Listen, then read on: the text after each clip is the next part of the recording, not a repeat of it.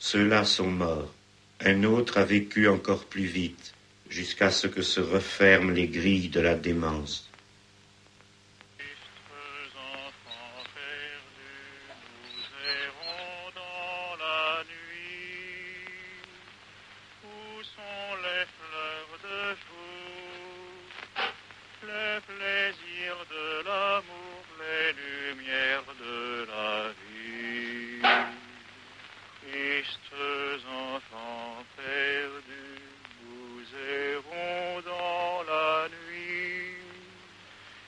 Le diable nous emporte sournoisement avec lui.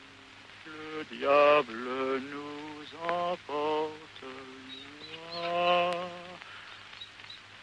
de nos belles amies. Notre jeunesse est morte.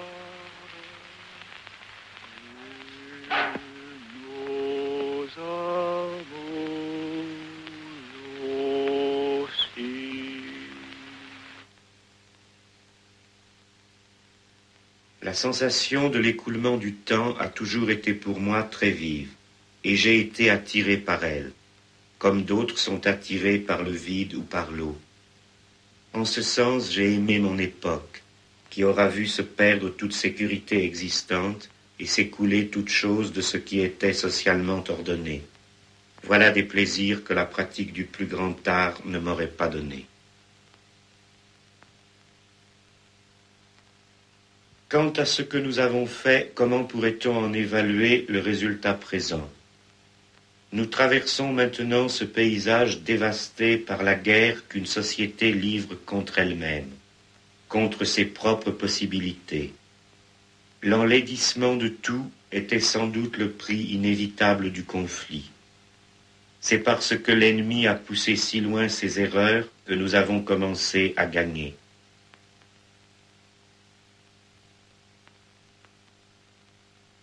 La cause la plus vraie de la guerre, dont on a donné tant d'explications fallacieuses, c'est qu'elle devait forcément venir comme un affrontement sur le changement.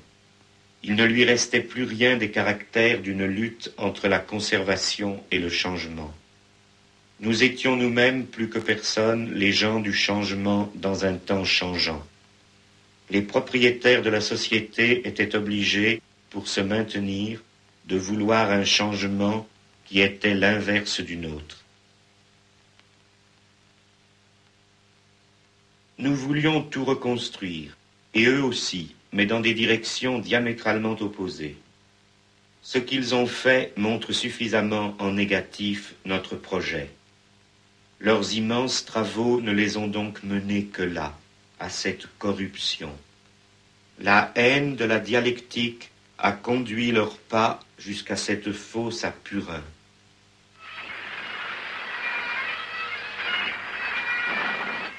Nous devions faire disparaître, et nous avions pour cela de bonnes armes, toute illusion de dialogue entre ces perspectives antagonistes. Et puis les faits donneraient leur verdict. Ils l'ont donné.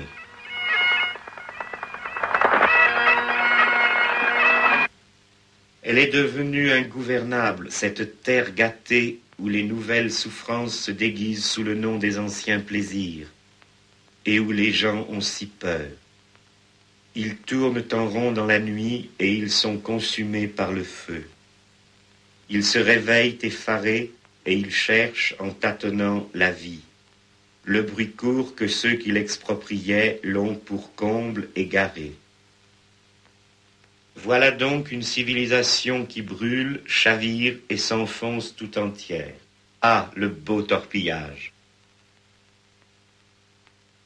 Et moi, que suis-je devenu au milieu de ce désastreux naufrage que je trouve nécessaire, auquel on peut même dire que j'ai travaillé, puisqu'il est assurément vrai que je me suis abstenu de travailler à quoi que ce soit d'autre. Ce qu'un poète de l'époque Tang a écrit en se séparant d'un voyageur, pourrais-je l'appliquer à cette heure de mon histoire. Je descendis de cheval, je lui offris le vin de l'adieu. et je lui demandai quel était le but de son voyage. Il me répondit, « Je n'ai pas réussi dans les affaires du monde. Je m'en retourne au mont Nanshan pour y chercher le repos. »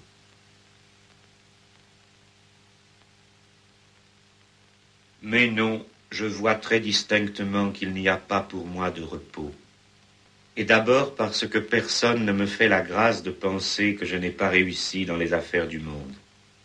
Mais, fort heureusement, personne ne pourra dire non plus que j'y ai réussi. Il faut donc admettre qu'il n'y avait pas de succès ou d'échec pour Guy Debord et ses prétentions démesurées. C'était déjà l'aube de cette fatigante journée que nous voyions finir, quand le jeune Marx écrivait à Rouguet « Vous ne me direz pas que j'estime trop le temps présent. Et si pourtant je n'en désespère pas, ce n'est qu'en raison de sa propre situation désespérée qui me remplit d'espoir. »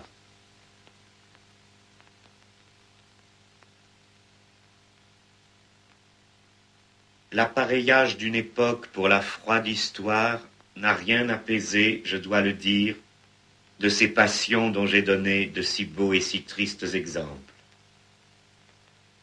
Comme le montrent encore ces dernières réflexions sur la violence, il n'y aura pour moi ni retour ni réconciliation. La sagesse ne viendra jamais.